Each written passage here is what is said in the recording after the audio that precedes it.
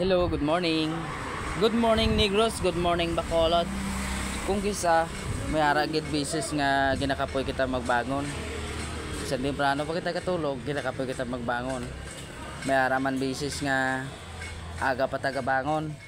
Kung kisa inabalang wala ka kabalo kung nga kabaskog sa kakton lawas. So good morning, may aga pala sa nagagi. Ay katita, good morning. Ang aton nga lawas kung kisa excited kita magbangon, may araman kisa nga daw ginakapoy kita bisan na aga na tagatulog pero aga pa, may araman nga aga pa tagabangon pero kanami gid magali magbangon ka na una mo nga himuon magpasalamat ka sa Ginoo nga gintagaan ka naman niya isang another nga kasanag na naman nga mo makitaan. So amo ginangakon nga nabatsagan pagbugtaw sa aga magpasalamat sa iya, magpasalamat sa labing mayo at saka sa labing makaako. Siya lang ang labing may alam sa ating lahat. May ara bagay na kung isa lugmo ka na, kung isa ang buhay ay kapoy ka na gid. May ara gid kisa nga nagaduko ka na lang tapos nang problemado ka kayo. Pero may mga bagay manggali nga makabulig sa imo. Amo lang ni ma-share ko sa inyo mga toto, mga inday, mga kawanem at saka shoutout kalida sa followers ni Papa Rex Vlog at sa bagong followers ni 1.m Rex Studio. Shoutout kalida sa inyo. Ang ma-share ko lang sa inyo, salig lang ta sa aton kaugalingon kag magbulig ta sa kag hindi kita mawadaan pag-asa sa Ginoo. Magpangayo pasalamat sa iya kung aga o kung sa tanan nga oras. Bisan talagsa lang taga simba, basta tanan ginasalig ta sa iya. Ang aton kabuhi may pag-asa gid. Perte ka nami pamatyagan basta ikaw nagasalig sa iya. Napasalamat sa iya. Gani ang mahambal ko sa inyo. Ang ma-share ko lang sa inyo. Hindi ka mamawalaan pag-asa. Kaya ko since 17 years old pa lang ko wala na ko sa amon balay. Nag-training na ko bilang isang kapko or KA. Class 43 po ako, the star 10. The 00143 ang aking serial number. Pagkatapos ko ng serbisyo ng mahigit 3 taon, malapit na 4 na taon, 4 ka tuig ako serbisyo sa Kapgo. Nagpa-Manila ko, nagwardya ko. Tungod wala pa ko katapos sa akong pag-eskwela, naglakat ko sa Manila. Pero sa kaluoy sang Dios, nakatapos man ko gihapon. Nakatapos man ko sa ako. Nakasulod man ko sa akon nga mga handom. Nasulod ko ang gwardiya bisan wala ko diploma. Kay tungod may certificate training ko. Ang diskarte ko gali sang una, no? Ang mahambal ko sa inyo, ang diskarte ko gali sang una, hatag to sang Ginoo sa akon nga paano maidiya kung paano ko makasulod sa kung anong obra. Ang pagtraining ko sa Kapko dako gid nga bulig sa akon. Kaya ang pagtraining ko sa Kapko bisan sa diin ko mag-apply sa Manila wala gid ko nawadan sang obra. Bisan din ko mag-apply sa Manila mabaton gid ko nila. Pagkakita nila sa akon nga certificate training na pag makita nila masiling sila masaligan ni kaya ato ni iyan isang gobyerno tao masaligan ta ni gani wala na sila ga paayo paduro sa akon sa mga requirements ngayuan lang ko nila bayo dita sulod ako dahil sa obra. Una nga ginsudlan ko dito pikire hindi security pagkatapos hindi are ang una ko nga ginsudlan dito naging isang plakong dishwasher sa isang tapsilugan sa Paranaque.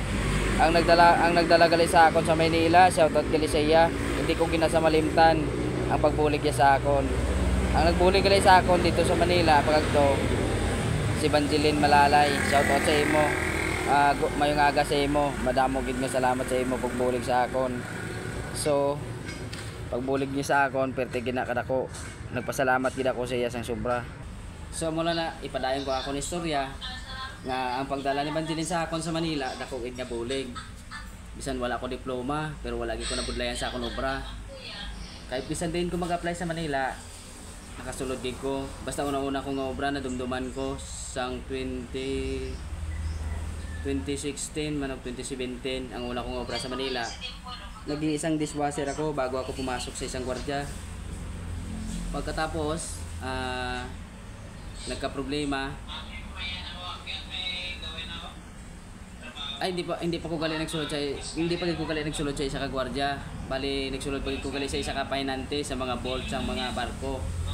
Delivery kami sa mga bolts ang barko. So ang akon nga sweldo una-una dito sa dishwasher is 450. Tapos sa may bolt naman sa barko is gadlagan kami 700. Kaso wala ko dito nagdugay.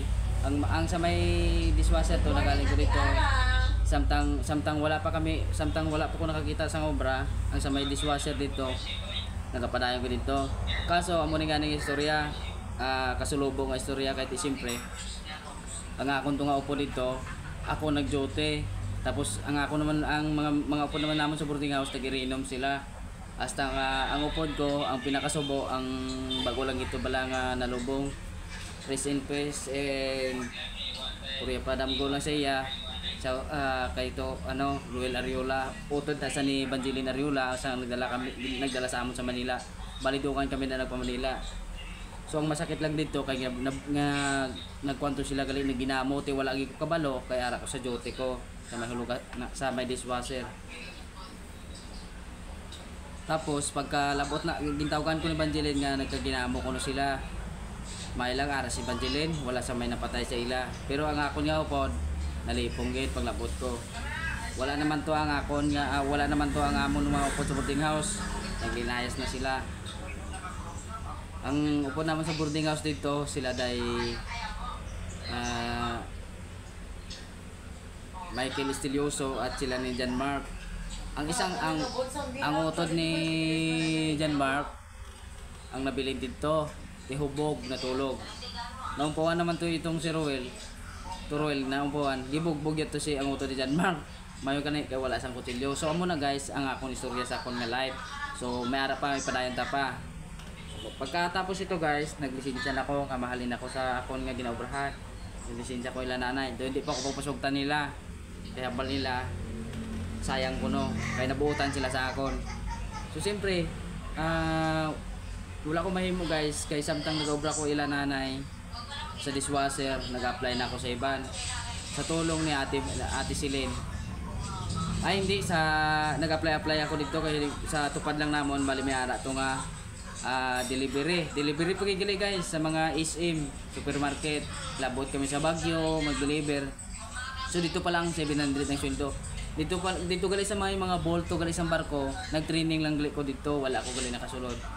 So wala man ko nagdugay dito sa may painante ito sa mga delivery sa mga SM kay tungod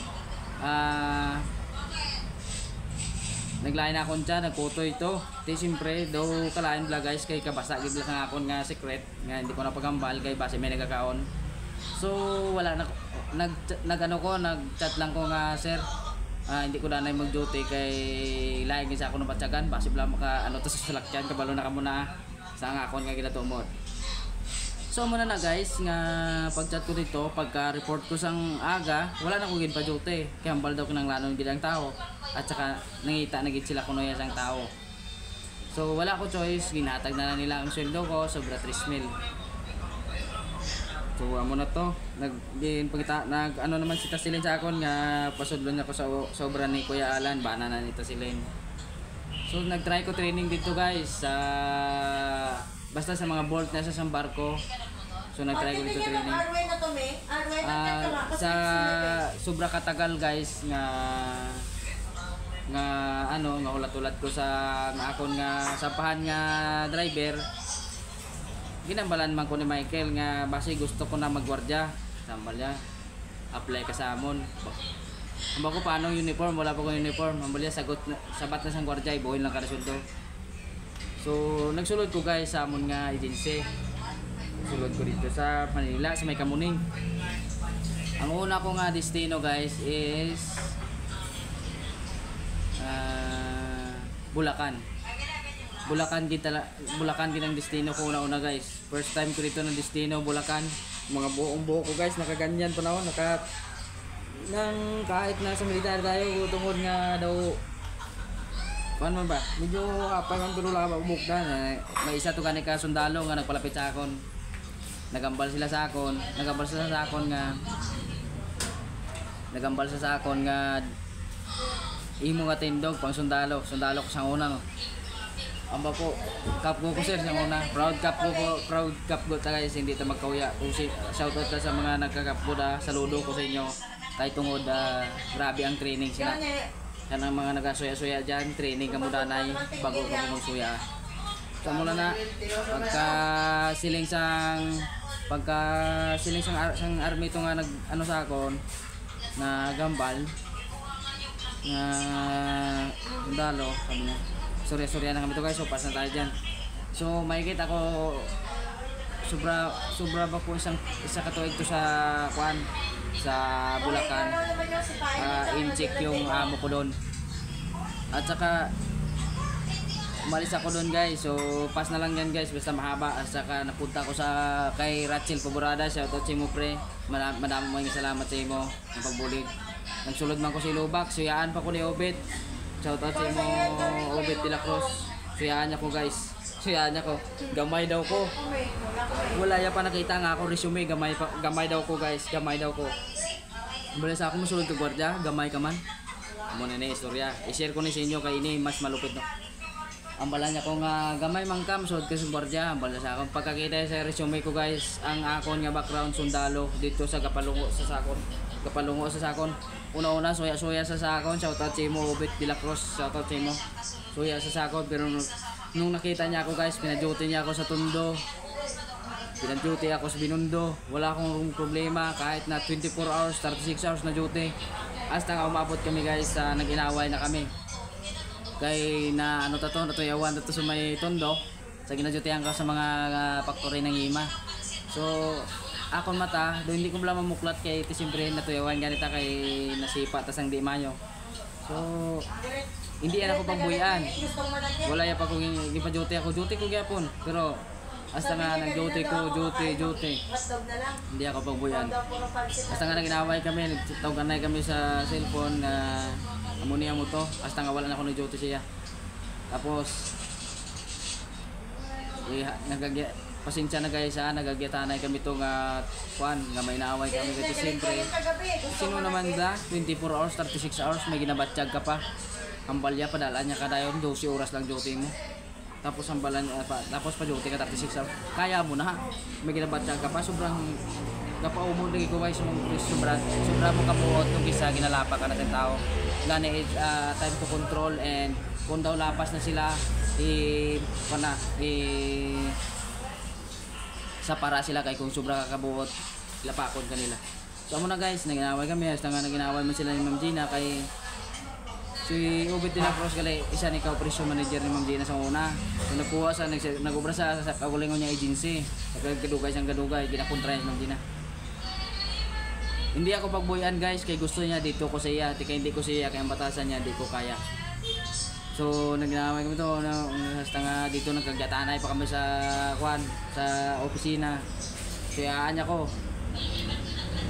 nagkyatanay kami sa opisina may patindog pa sa wala akong nadlock siya guys kasi siyempre kaya taman pareho lang kami tao so muna guys ma-share ko sa inyo nga ang buhay ay dapat talaga maging matatag at saka magpasalamat always sa Ginoo nga ginatagaan ta sang kasanag ang kasanag nga ginahatag sa aton sa Ginoo guys is dako gid na nga blessing sa aton kabuhi no so hasta nga wala na ko duty to sa Tondo gin paslak na mangunon din sa Pasig dito ko nagdugay guys sa Pasig sa may sa condominium dito ko nag-duty ito ko nagdugay nga hasta nga kuwaon ako tani sa ako na mo dito, kuwaon na ako tani company. Kaso guys, nagpuli ko sa amon kay share ko sa inyo ang sadya akong kabuhi kasi siyempre akong mama naday. Biko, hindi naman na si Biko, grabe kasakit, no? Nagpuli ko hasta nga wala na ako kabalik. So siyempre guys, samtang nagaduty po ako dito, nagapangamuyo ako, ngambal ko, tagaan ko sang tao nga makabulig sa akong pag-eskwela ko. So, amo na sa guys nga nalabot ko ang akong mga handom tungod sa Ginoo, tungod sa bulig man sa Ginoo, nga wala ko nawalan pagsalig. Bago lang ko guys nag-graduate, gusto ko i-share sa inyo, bago lang ko galing nag-graduate sa akong nga pag-eskwela sa senior high, bago lang ko graduate. Promise ang sinilanggit nga to, sinilanggit nga ano, wala pa bulan. No? Bago lang ito nag-graduate. Guys, sino ba lang magkakala na mag-graduate pa ako? Damo na ko nagyan nga obra. Kung gusto ko, damo na ko obra nga masudlan. Pero guys, tungod nga, gin-pray ko na, gin-pangayo ko na sa Ginoo, ginatagya ang tao nga para sa akin. So, deserve. Nagpasalamat ako sa akong boss. Siyempre kay Ma'am Pauline, kag kay si Rose. Patsiko, maraming salamat sa ila kay sila ang tao nga ginatag sa akon sa Ginoo. So isa na sa blessing sa akong kabuhi. So madamog salamat sa inyo ma'am sir sa inyo pagbulig sa akon. So amo na guys, nagpadayon ko sa akon nga pag-eskwela, nag-graduate ko Subong. At sa Subong, plano naman ko sa akon nga pag-eskwela sa akong college. So abang-abang na lang next naton nga ano guys. I-share ko pa sa inyo, laba pa ni ang istorya guys sa akong kabuhi. Next i-reveal ko po, nag-graduate na ako, i-reveal ko sa inyo pag makuha ko na aking diploma. Madamog yung salamat sa tulong. Kung siyempre, ang mambal ko sa inyo guys, ako nakagi ko ready fresh, naduyo ko, wala ako, kabalo sa akong brown nga hindi na ako katulog sa aga. Nanugid ko na sila ni ma'am, promise. Sila ni ma'am, nanugid ko na nga hindi ko katulog, lakat-lakat lang ko hasta magaga. Lakat lang ko hasta magaga. Hindi ko katulog, promise. Grabe ka kuan guys, na-depress ko pero the best gid si Lord, the best ang Ginoo, the best ang tanan sa iya. Basta kasalig ka lang gid sa iya, perte ka na best ang Ginoo.